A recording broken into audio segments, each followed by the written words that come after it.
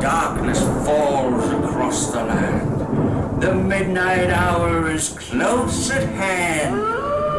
Creatures crawl in search of blood to terrorize your neighborhood.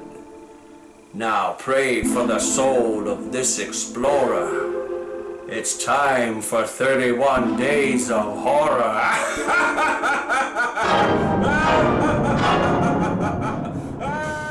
Hi there, Terence McGuana here, and thank you for tuning in to the 31 Days of Horror with me. And today's film is Hollywood Chainsaw Hookers from 1988. I first became aware of this film when I saw its poster in the video store, but unfortunately the video store that had that poster up never actually had it in stock. And I just became quite enamoured with it because of its incredible tagline, Hollywood Chainsaw Hookers, they charge an arm and a leg. What a brilliant tagline, and that's always stuck with me. And when I finally decided to do the 31 Days of Horror, I decided to include this one. Now the plot to this film involves Jack Chandler, a typical private eye type character, gumshoe, whatever you want to call him, who's out searching for a teenage girl called Samantha who's gone missing. And at the same time, a strange religious cult of Hollywood hookers are chopping up their customers with chainsaws. I was sorely disappointed with this film. I think in my heart I was expecting a zany comedy like Microwave Massacre, and what I got was, you know, it does deliver the chainsaw hookers cutting people up with chainsaws. That does happen in it, and it is, you know, ridiculous. But I just didn't find it funny. I didn't find any part of this film funny, and it has wall-to-wall nudity, just like Microwave Massacre does. And unlike that film where it is actually funny and cute and silly, this one it just feels scuzzy. The main character, he's just not an interesting character one bit, and he just constantly makes comments about women's boobs all the way through the film, and none of it is funny. None of it is endearing at all. The biggest letdown for me was that it stars Linnea Quigley, Scream Queen Linnea Quigley, who I've always liked in films such as Savage Streets and Return of the Living Dead.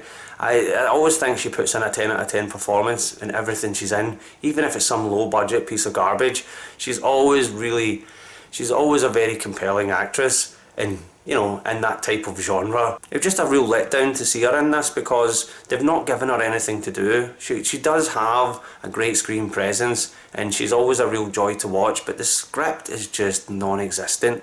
You actually feel as though they're making it up as they go along. The whole preposterous story of an Egyptian cult that sacrifices people with chainsaws, that's not funny. That's like a really bad SNL sketch. Really bad SNL sketch that's been dragged out to an hour and a half. You'd think of one of those sort of SNL sketches where it's Hollywood Chainsaw Hookers.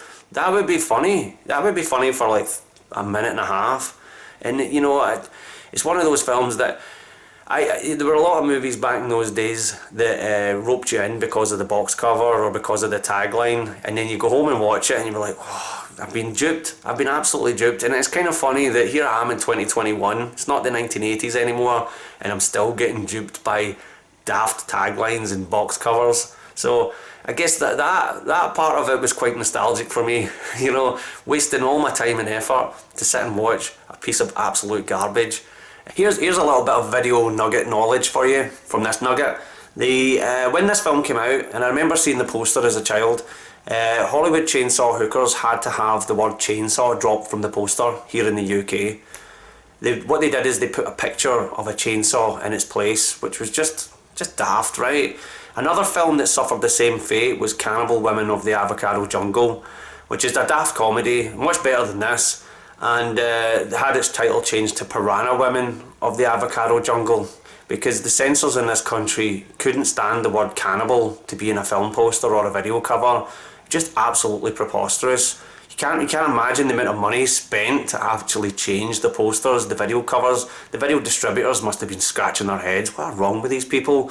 Whereas at the same time you could watch a breakfast children's programme and there was the terrific band The Fine Young Cannibals. The Fine Young Cannibals, great band, but they would just go, here they go, The Fine Young Cannibals. She drives me crazy, ooh, ooh, like no one else, ooh, ooh, she drives me crazy, I can't help myself.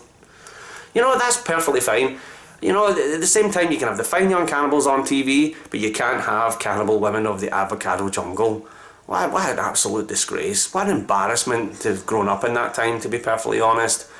And anyway, I'm just ranting now. I'm just ranting because this film really let me down. Thank you for watching my review of Hollywood Chainsaw Hookers. And if you like this video, give us a like. If you don't like the video, give us a big old thumbs down. If you want to subscribe to the channel, hit the subscription button. If you want to unsubscribe to the channel, hit the subscription button. And I'll hopefully see you tomorrow, where I'll have another great Halloween movie, or not so great Halloween movie, depending on what it is. Thanks for tuning in. Good night.